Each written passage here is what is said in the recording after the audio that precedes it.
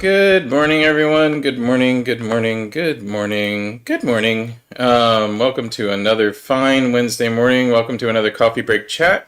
I'm your host, James Jackson, he, they pronouns, executive producer, Light Thief Productions. It's a rainy Wednesday morning here in the city of Philadelphia. And we've got an interestingly developing show for you. We were to have a guest. Unfortunately, that guest just dropped out. We're unable to replace that guest at such a late notice, but yeah. We'll talk a little bit about the topics of the day, on that jazz, improvisation in the era of Unreality, 76ers plays Hurricane, Amy Wax, Wall Spaghetti. It's an interesting time in politics and news right at the moment. Lots of stuff going on. I mean, thousands of topics that I don't even have time to touch on. It's crazy because there's just so much going on right now. Excuse me. I mean, there's hundreds of things that are important to folks in Philadelphia, and that are of political content and political take, and we just don't have time to get to them all, unfortunately. Um, as I'm planning these shows, what I tend to do is look at the things that are going on, that are highlighted by the social media friends that I have that are, especially folks of color, and try and bring them into the conversation between art and politics and Philadelphia and the national news, and get you a perspective on them. So that's what we're gonna do today. Let's talk Sixers Arena. 76 place has been proposed for the Chinatown area. We've got before the mayoral election last November, we had this proposal already in the works, and it became a key point in the proposal of in the arguments about who we were going to elect as mayor. Rather well known was Mayor Parker's position that 76ers Arena should move forward. There's accusations of pay to play, and I don't have any direct information on that, or specific evidence of that, but there's been commentary periods, there's been pushback from the community, there's large coalitions of activists saying that this arena proposal will destroy one of the last ethnic neighborhoods in Philadelphia, Chinatown. And there are significant studies that were actually paid for by the folks who want to develop this arena, that said the same thing. Oddly, they said, yeah, this is actually going to damage local infrastructure. Local businesses are going to lose business. Some local businesses will go out of business while others might thrive, depending on how they service the new kid in town. When you put something like an arena in the middle of a very active place like Chinatown, you necessarily do some damage to the makeup of the local area. It's just how it works, and unfortunately, you can't get away from that. You can't get around that. You can't avoid that. I'm gonna have Meg post in the the comments here a link to the NBC 10 article where Mayor Parker is saying that she's going to release new details on the Sixers arena plan today. But in essence, she's signed off on it. She said this is going forward. She's upholding a campaign promise, essentially, that said, she'd already made up her mind. And personally, I think that it's been a waste of time for the city and its residents to just drag this on and let people have some sort of false hope that they have any impact on this mayor's decisions. It's a pattern. I don't know if everybody else sees this pattern, but I seem to see this pattern with Mayor Parker. And it's an unfortunate pattern where Mayor Parker makes decisions based on her instincts and understanding of things, then gets expert testimony that may or may not say something different, and proceeds to ignore it in favor of her own opinion. We have this in the arts all the time. We have these kinds of folks in the arts all the time. We often work in a collaborative process in the arts. There's usually key decision makers, directors, producers, that kind of thing. But the process is collaborative. And when you look at successful processes, things that become part of the zeitgeist, things that really, really take over and get thrown out into the world in a massive way. Think Star Wars. George Lucas had this idea when he was a little kid for this sci-fi space opera, and he made it. Right? He made, he got the people together. He found the funding. He created this intellectual property. But as time goes on, as more movies are produced, it's relatively acknowledged in the critical community that the later efforts are less robust than the original Star Wars movie released in 1977. Why is that maybe so? Personally, I think it has to do with what happens when any of these kinds of properties exist.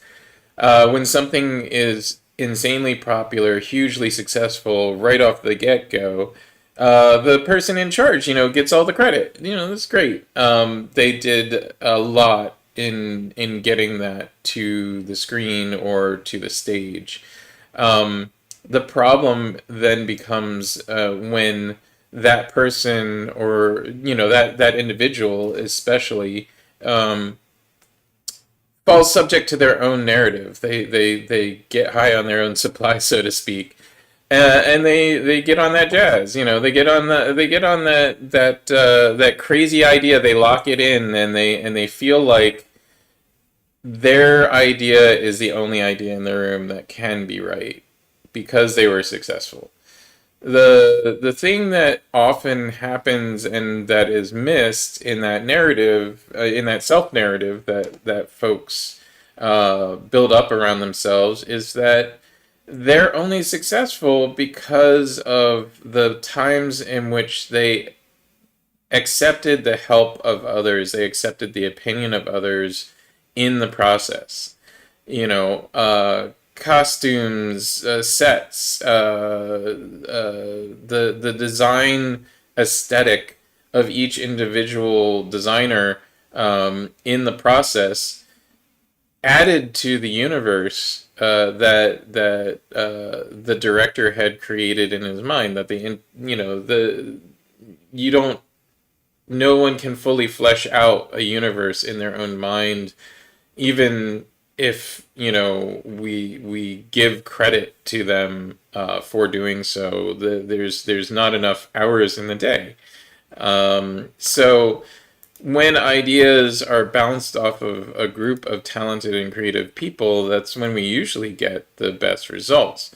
Unfortunately, in this era of crediting one person with the ultimate best idea in the room seems to be growing, especially with the advent of YouTube and Instagram, the social media publication of things, where crews get smaller and smaller to the point where we can produce things with just one person. I'm just one person sitting at a desk. I have an associate producer, Meg, who sits behind the scenes, and she's integral to this process. But, you know, uh, I if I have to, I can get this on the air with just me, and that wouldn't be as good of a show. It wouldn't be as good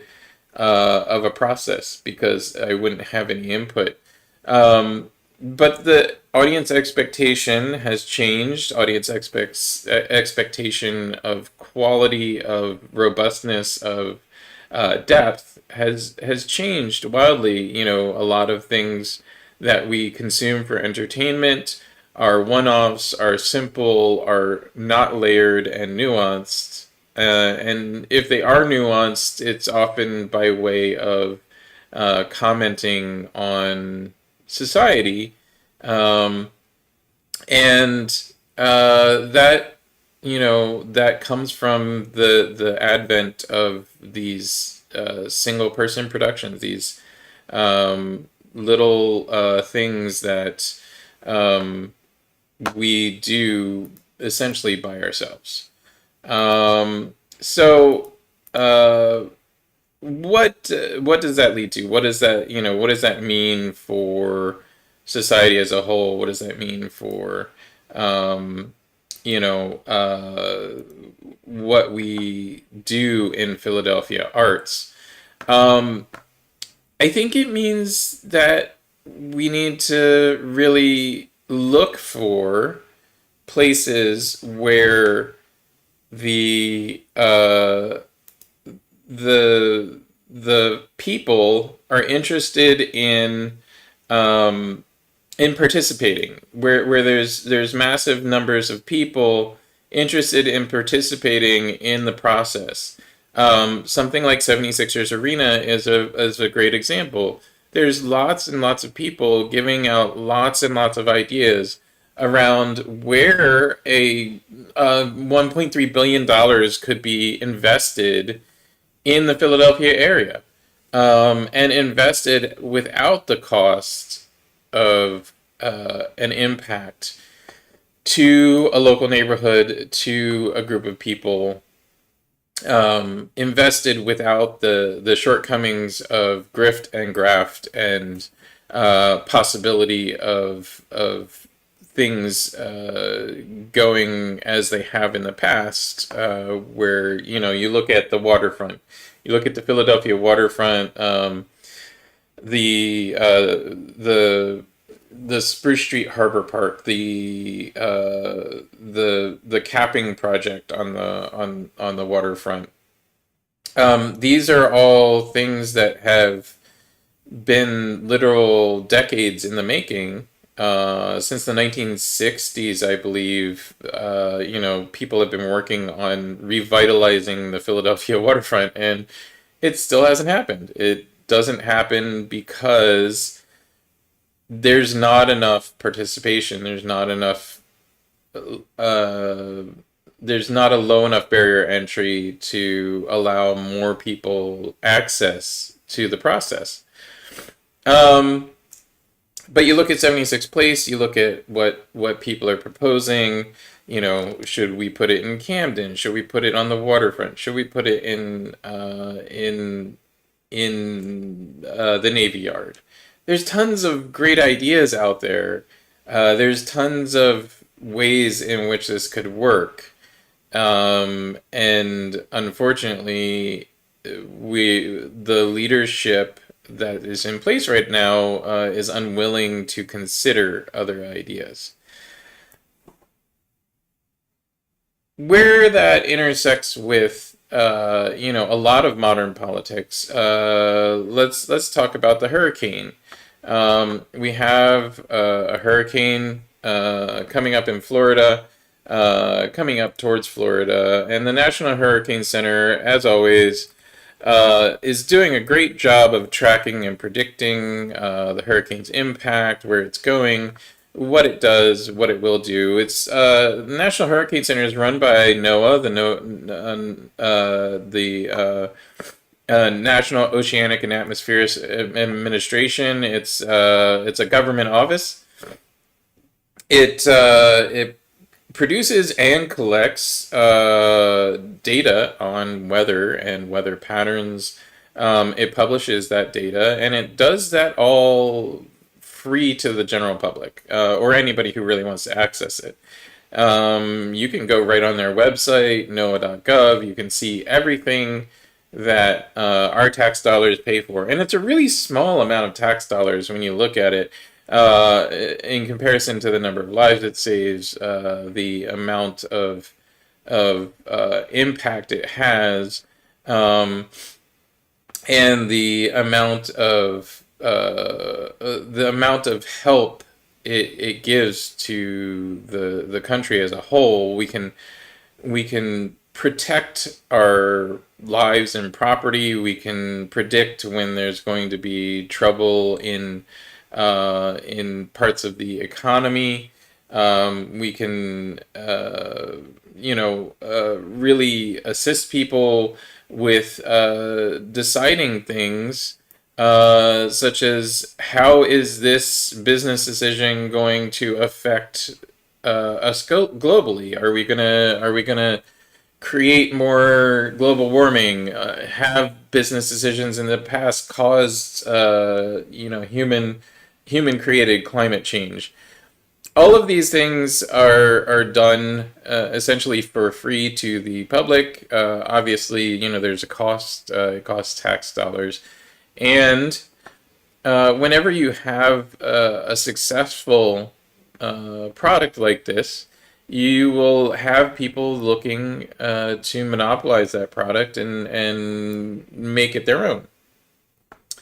NOAA has faced down threats for the last 30 or 40 years of being privatized.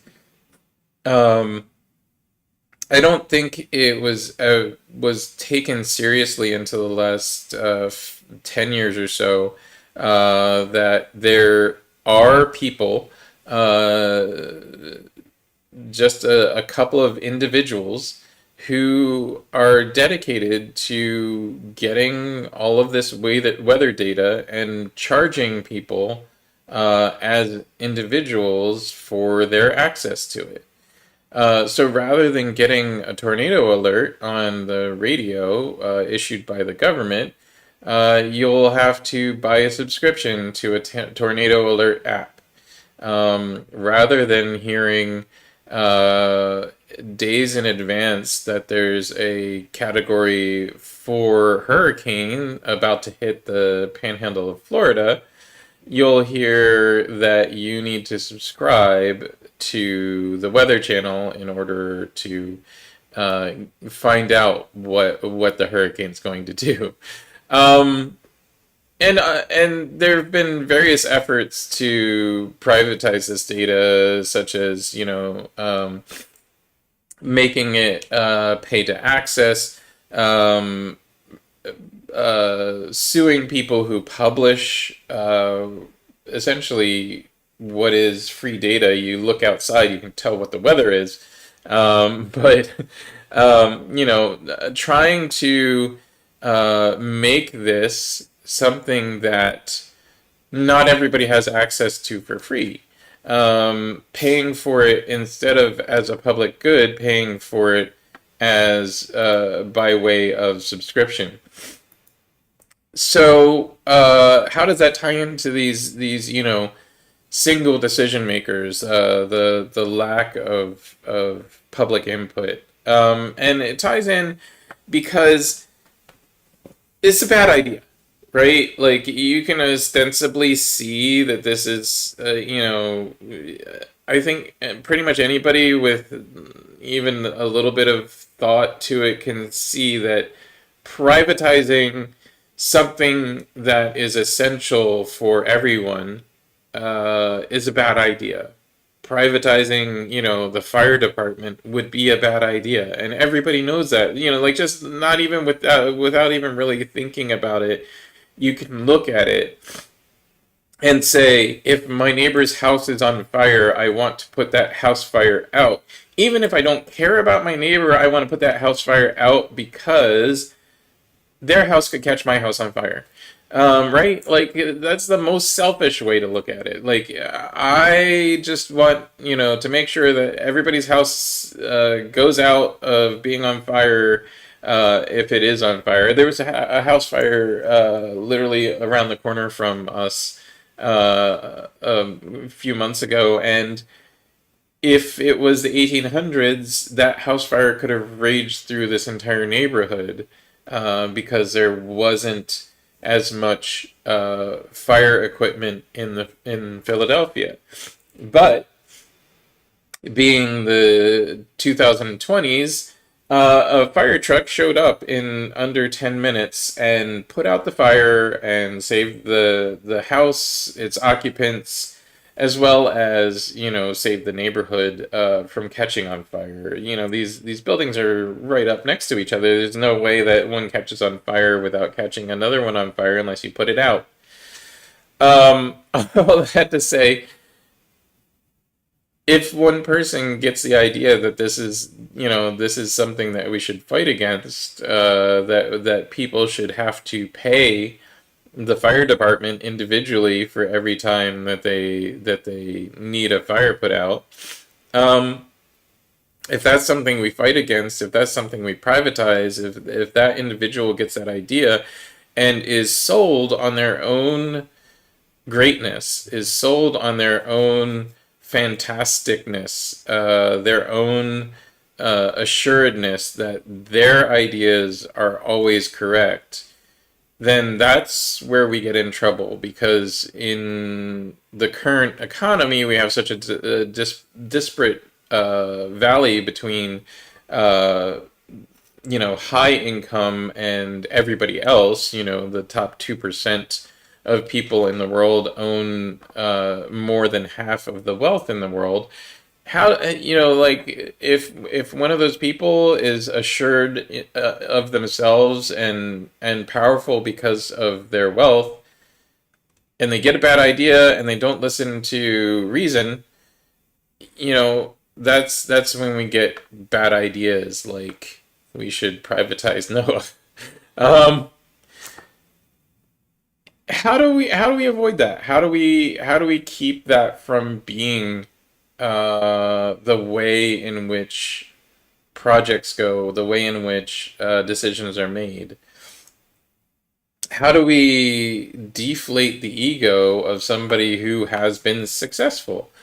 Every successful thing, breeds egotism, breeds the self assuredness to continue, but also to have to be assured in your bad ideas. And you know, the arts are a way that happens. The arts are a factor in pushing back on the self-assured ideas of those who are in power. And they always have been. We can look at the history of, comedy. We can look at court jesters, who had the power to, in an era when nobody could say anything against the powerful. They had the license to say whatever they wanted. Now, luckily, at least in the United States, we live in a place where we can say pretty much whatever we want. We can, push back against the powerful. I can tell you, I can sit here on this podcast and say, hey, it's a really bad idea uh, for us to be prosecuting people who leak info about the United States government. Because I'm allowed to say that. I'm allowed to critique uh, the government. I'm allowed to say, hey, freedom of speech is important, and here's the way in which freedom of speech is important. And keeping in line with that thought, yes, freedom of speech is important. There are, however, things that the freedom of speech doesn't cover. Um, Recently, the Trump campaign has been throwing everything at the wall. This is the wall spaghetti part of what I wanted to talk about. I got a text message. I just want to pull it up here because it was hilarious. I got a text message. Most of the political text messages that um, I get filtered into my spam. Let me see if I can find it. And yeah, so I just filter them into spam, and then I don't really read them usually, but this one got around the spam filter. And it was sent from somebody, it was sent by a text message, group of people sending out text messages on behalf of a candidate. It's a 30-second video that came with the text. Fact checkers confirmed that Kamala will force taxpayers to fund transgender surgery for prisoners and illegal immigrants.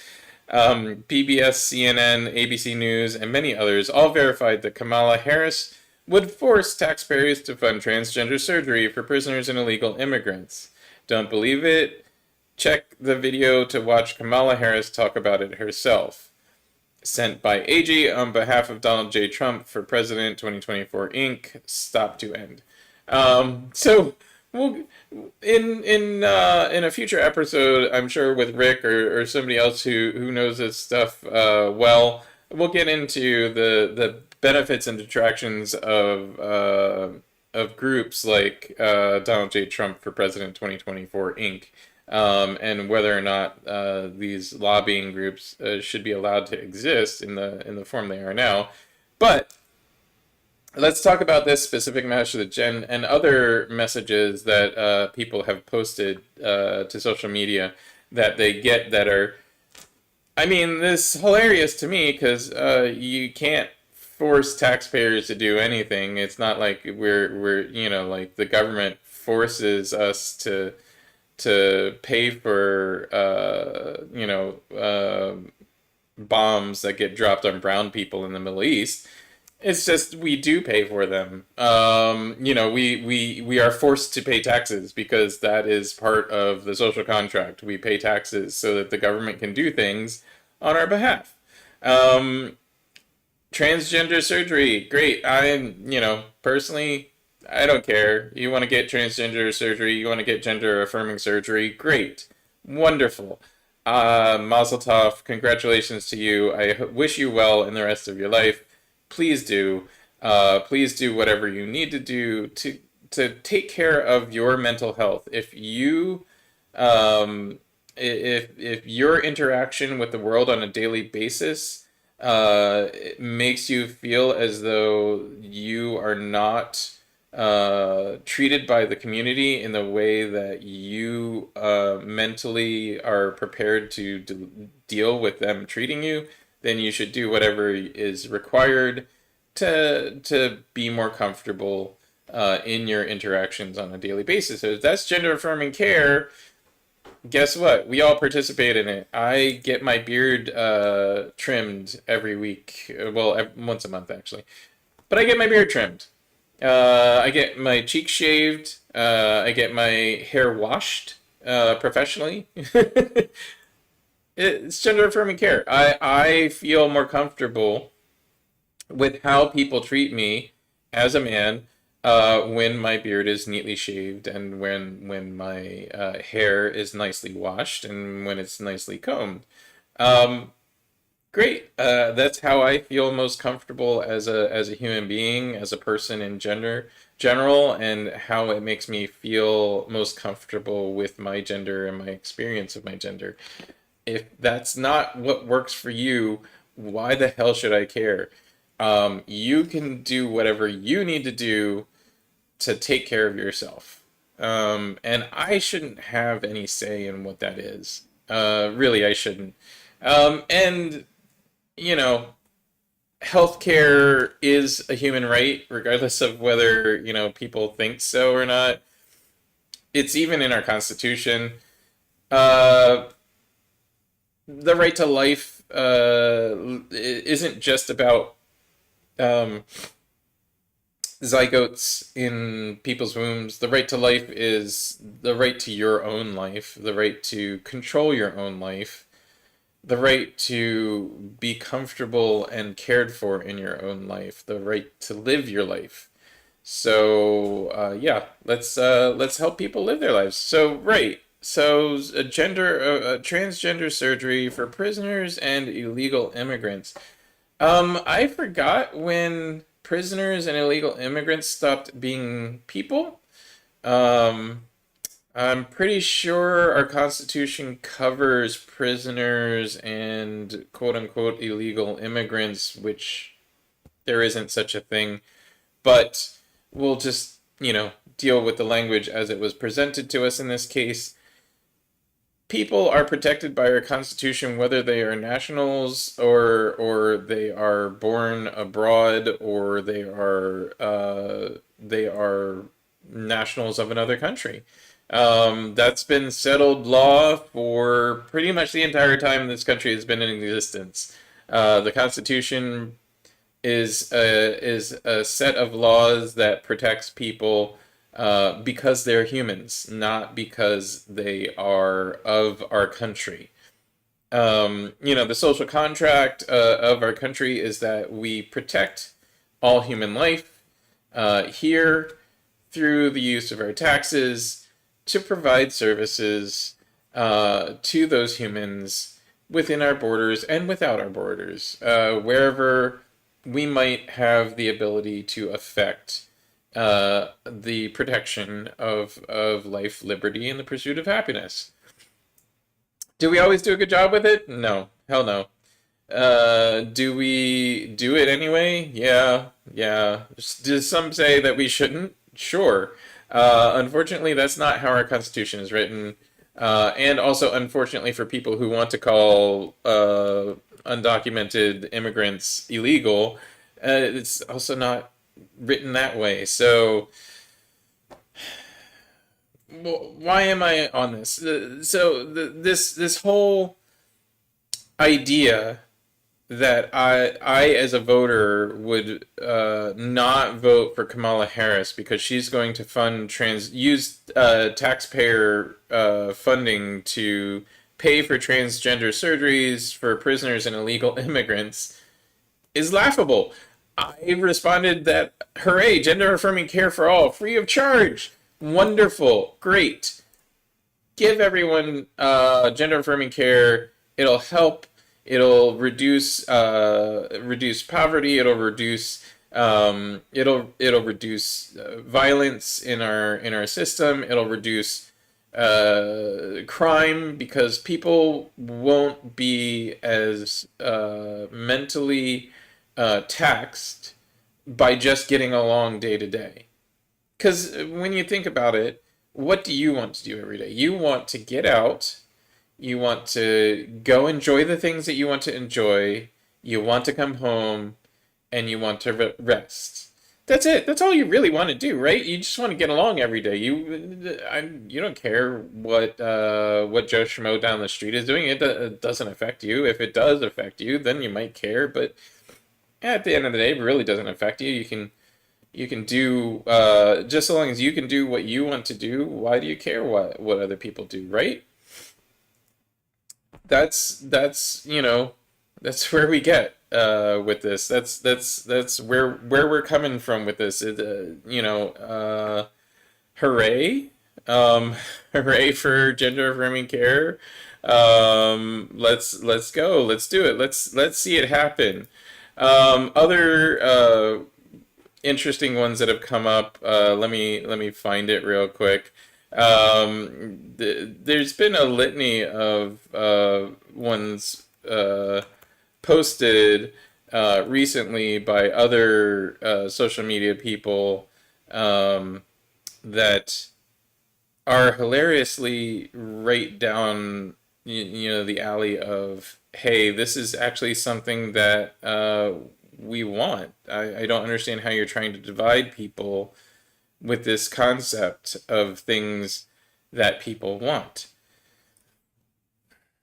I, I don't know. I guess it's just throwing everything at the wall, trying to create a divide, trying to create people create a sense of dread or fear in people.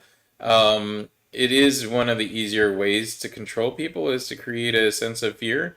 And so long as one party is creating a sense of fear and another party is not, I think it behooves us to go with the party that's not trying to create a sense of fear, even if at times their policies and actions uh, are negative. I don't agree with everything that the Democratic Party stands for or does. I often disagree with it. In fact, I often find it difficult to palate that my taxes are going here or that by voting for this person, I'm supporting this other thing that they're doing. But we can only do so much at the moment in the moment. Maybe we should start somewhere like um, who's trying to create an environment of fear so that they can control us and who is not. I mean, that's just my take on it. I could be wrong. I've been wrong before. If you think I'm wrong, please, by all means, comment in the comments. Tell me I'm wrong. Send me an email. I don't care. Come on the show. Explain why I'm wrong. But this set of advertising, this throwing everything at the wall to see what sticks, is hilarious to me in that way. One of the things that has been attempted in this wall spaghetti kind of method of campaigning is to take every accusation that folks seat with the Donald Trump campaign and turning it around on any opponent or any person that has any issue with the campaign. I recently participated in a conversation about flags. There was a picture of a truck flying the Confederate flag and the United States flag. Um, and that's kind of comical to me. I don't know if it's comical to you, but it's comical to me to, fly those two flags together, and it's more comical that people think that's patriotic in some sort of way. It's not. The Confederacy literally was trying to destroy the country. We had a war over it. They lost. Why would you fly the Northern Virginia Confederate battle flag in modern U.S. America? You're trying to say something, right? Um, you're trying to say whatever it is you're trying to say. It's probably a stupid point, um, but it was pointed out that quote unquote both sides fly flags that are meaningless. Um, I'll say this. all flags are meaningful. They're meaningful to the people that fly them, and they're created for a reason. They're created to say something, and that that's not debatable. That's just fact. People don't just create flags to be mean nothing. They wouldn't fly a flag if it meant nothing to them. The example given for the other side was the Pride flag and the Palestinian flag. Um, the Palestinian flag is flown to show support of Palestinian independence. The Pride flag is flown to show support for people who have been persecuted by circumstances of their birth. They are meaningful. They have a meaning. They're not meaningless symbols, and they're flown with a purpose. To say that they're not flown with a purpose is just on like the first sentence eliminates the rest of the argument. You can't really. That's the whole first part that somebody who's espousing this idea has to get over. You can't fly a flag without meaning. I mean, even if it's just like supporting the Orioles or the Eagles, you're flying a flag to say something, and you are saying something. Therefore, the flag isn't meaningless, even if it is of low value or the meaning is of low value to other people. Um, the Confederate flag has a meaning. It has a purpose. That meaning and purpose may differ between the person flying the flag and the person viewing the flag, but there's still a meaning and purpose. Me seeing a Confederate flag, especially in 2024, I grew up in the South for a good portion of my life, until my teens, really. And there was a time in my life where I was fine with the Confederate flag and flying the Confederate flag. Um, it was heritage to me, and it was heritage to a lot of mixed ethnicity and black people um, at the time. But history moves on. History changes. You get exposure to people who are creating the meaning of something. This is often pointed out with the swastika. The swastika was a symbol of love. It was a symbol of caring. It was a symbol of unity.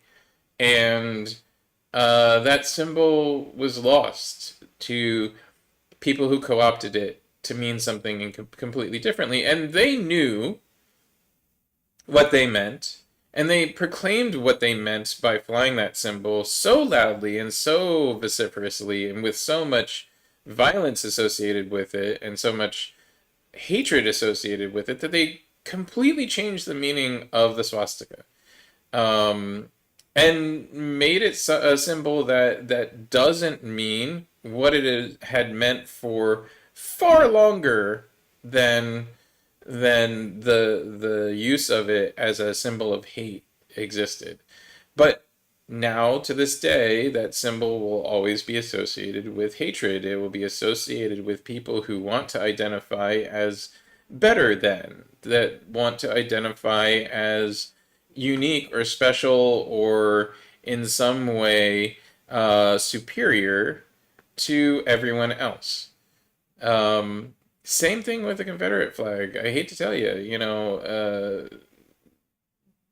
there was the Dukes of Hazzard show where the General Lee has the Confederate flag on the top of it. It was a wonderful, symbolism of people who felt um, a unique path in the world and thought that they should be allowed to follow that uniqueness. But unfortunately, it was adopted by and previously meant and further clarified to mean support for a literal lost cause, the cause of slavery. Um, the cause of slavery has no validity. It has no reason for existing. The cause of slavery is lost. There is no um, there is no argument couched in reality that can be used to support slavery as a system of economics, as a valid way to employ people to do something. Um, so the symbol was lost. The symbol became only about the hatred. It became only about supporting something that shouldn't exist. And so now that's what the symbol is. It is a lost symbol. It is a symbol of hatred. It is a symbol of ideas that have no validity. And for someone like me, it is a symbol that of danger. It is a symbol that I am not safe around somebody who would fly that symbol. It is a symbol that that person doesn't have the mental faculty to understand why I should exist in the world, or why a lot of people should exist in the world. And so, that symbol has a meaning, and it has a meaning for the person flying it, but it also has a meaning to those viewing it, and the meaning to those viewing it may be more important in this particular case. Um, Speaking of meanings and people uh, expressing their views, there's the interesting situation of Penn Professor Amy Wax. Penn Professor Amy Wax is has invited a white supremacist. There's no compunction or disagreement about his viewpoints.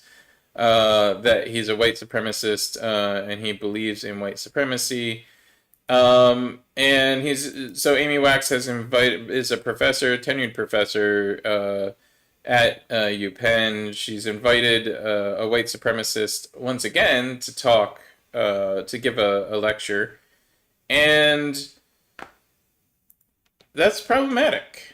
Right? I don't know. I think that's problematic. Yeah, there's freedom of speech, but when your speech violates other people's right to life, um, that violates other people's liberty, violates other people's pursuit of happiness, I think that maybe those things are ranked in an order such that they are in order of importance, right? Um, does the freedom of speech cover um, somebody saying that black people deserve to be a different class? Does freedom of speech cover people who don't think that women should be in the workforce? Does freedom of speech cover uh, somebody saying that people should die because of the location and or situation of their birth? I think that when you ask most people, when you look at it most logically or try and analyze it as best as you can from your own internal perspective, the majority of people will say that, the easiest one here is, yeah, no, you can't really say that that somebody deserves to die because of the location or situation of their birth. Nobody deserves to die just because they were born in uh, Philadelphia. Nobody deserves to die just because they were born in Tel Aviv. Um, Nobody deserves to die just because their ancestors were born in England. So, I think most people that's the easy argument. And then how do we extend that to the freedom of speech? How do we limit that right in a responsible way? Uh, and I think that you have to look at the interaction between the freedom of speech, the freedom to say what you believe, and the outcomes of what you believe, right? Um, is what you believe something that should be said, or that should be allowed to continue as a thought in the world? I don't know. Like, there seems to be thoughts out there that really need examination, and possibly just editing out from the popular zeitgeist. I don't know. I don't know how to do that. Um, we as artists do this all the time. We we often have to cover characters, right, who don't necessarily agree with us, or we have to tell stories that aren't necessarily in line with our own beliefs. We covered this a little bit in week before last show, and with an actor who said that she looks now at the whole script before accepting a script. These are the things that we as artists have to do. How does that affect the art? How does that affect the the conversation? The global, the national, the local conversation in the arts. I think that's an interesting conversation. I think it's an important conversation. We've had this conversation back and forth a couple of times before. There was famously a dozen or more years ago an artist who put on a piece that was literally dedicated to misogyny. Like, he made no bones about it. It was dedicated to being a misogynist, and men were necessarily more powerful than women. They deserved more money. They deserved to treat women, though, as objects. Etc. Is it necessary to allow that as a artistic expression? I don't know. I don't know. I'd be interested in other people's thoughts on this. That's why we usually have guests. How does that affect you as an artist? Do you worry about the things that you don't say? Do you worry about telling the stories that you don't necessarily agree with? And so that's an interesting conversation to have. I think that's something that we should keep having. Um, does Amy Wax get to bring white nationalists who have completely debunked points of view that are scientifically dubious and culturally inappropriate? Does she get to have those people as speakers at UPenn? Um, I guess it depends. Is UPenn serious about its dedication to ridding the world of racism, making a just and verdant? I forget what the theme, what the saying is, but are they more interested in that mission, or are they more interested in the mission of allowing public discourse on something that perhaps doesn't actually really need public discourse? I don't know. I guess anybody can shout into a room, right? I often feel like I'm shouting into a black box here, but are people gonna watch it? I don't know. Does the algorithm like it? Yeah, yeah, the algorithm likes it. Um, so you know, I've had some artists put limitations on what we talk about on this show, and I've had some guests that, for more obvious reasons, put limitations to what we talk about on this show. We had a lawyer guest who's active in politics a few months ago, and she just refused to comment on the subjects that she thought were too touchy for her career, and her ability to continue in her work. That's valid. That's valid. You don't if you don't want to comment, you don't have to comment. What you probably shouldn't do is think that because you don't comment, it doesn't have an impact, right? Your work as an artist, all of our works as artists have impact, even if it's just one person watching, even if it's just the group that you have in the room participating. It all has an impact, and the conversations that we have, the choices that we make in our work, they're all important. They're important from the perspective of, should a local community suffer for the enrichment of a multi-billionaire team? Should uh, weather data be available for free to anyone who needs it? Should a professor tenured at a prestigious university be allowed to amplify the views of white supremacists?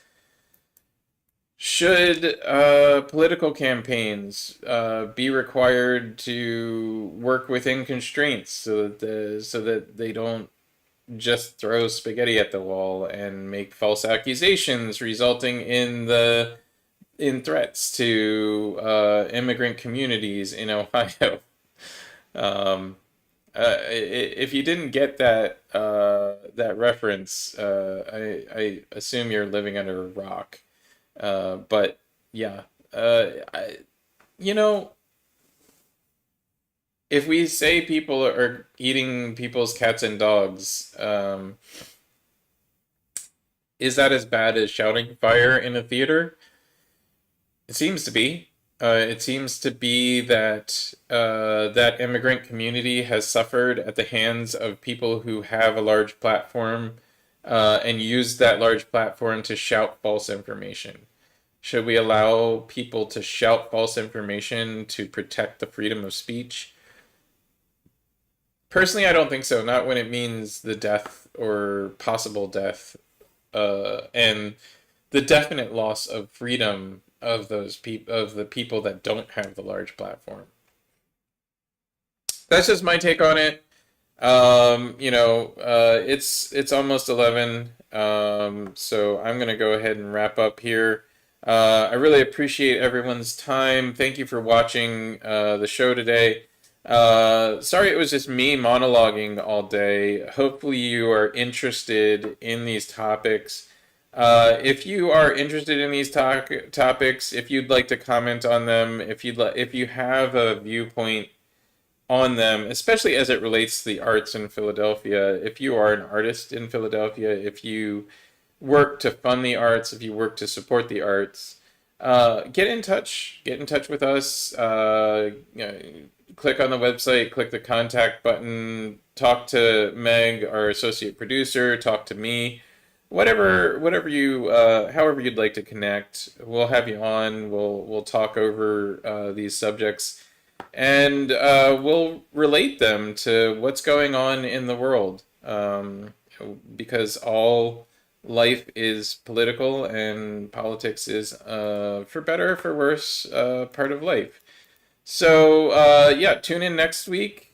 We'll have a great guest for you. Let me see if I can pull that up real quick. I should really start bringing this up before the day starts. Yeah, Teresa Harrison, academic director of the Center for Nonprofit Governance, will be on next week. That should be a good conversation. This is an expert in the application of nonprofits and how nonprofits work within the world, and work within the economy, how they're funded, etc. So tune in next week for that conversation. If you like what you see, please click the like button on whatever platform you're watching. We're on Twitch, Twitter, YouTube, Facebook, and Live Push directly. Live Push doesn't have the feedback mechanisms that most of those others do, but go ahead and hit subscribe. You'll get notified when we go live. You can always watch these in instant replay. Please, if you missed part of the broadcast and you're interested in the day's topics, scroll back. Check out what was playing before, and we'll see you next week. Enjoy the rest of your week, everybody.